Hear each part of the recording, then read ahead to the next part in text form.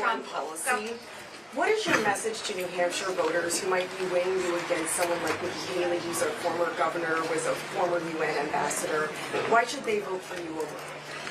Well, I'm the only one that's actually worn this country's uniform in the presidential race. I served and volunteered. In fact, I mean, I commissioned in New England. I was in Harvard Law School. This is after 9/11, and I volunteered. I'm probably the only person, one of the few, who had degrees from Yale and Harvard and volunteered to serve in the military during wartime. And we volunteered to serve in Iraq. I served in Gitmo. I served some other places.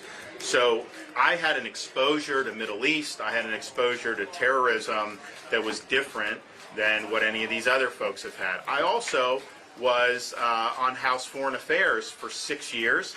I was the National Security Subcommittee Chairman as a U.S. Congressman.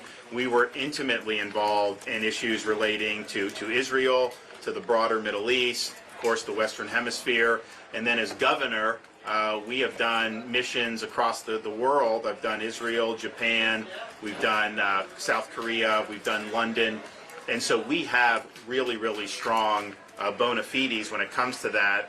You know, look, I think the UN is a worthless organization, quite frankly. So that's, to me, is not something. All they do is sanction Israel. Like, that's really what it exists for. Okay, how's it really move the needle in any positive way? I think that their behavior has been a complete disgrace. But you also have the issue of, okay, who's fluent in this stuff? Who knows kind of where they're trying to go with America's role in the world. And quite frankly, most of those other Republican candidates, they're just rehashing the failed foreign policy of the last 25 years, where we ended up in Afghanistan for 20 years.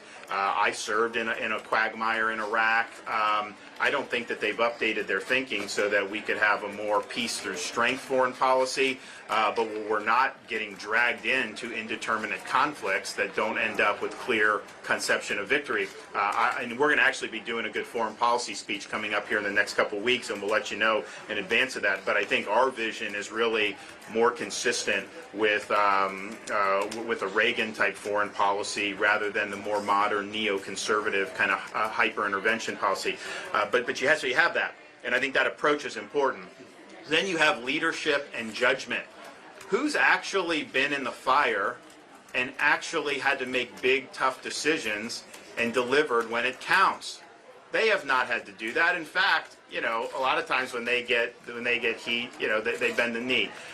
We stand up and we deliver, and that ultimately is what it requires to be a leader. If it's all it is just taking a poll and doing what the poll says, you know, that anyone can do that. No, there's times where you've got to make difficult decisions on behalf of the people that may put you in political peril, that may make it so that you get some blowback.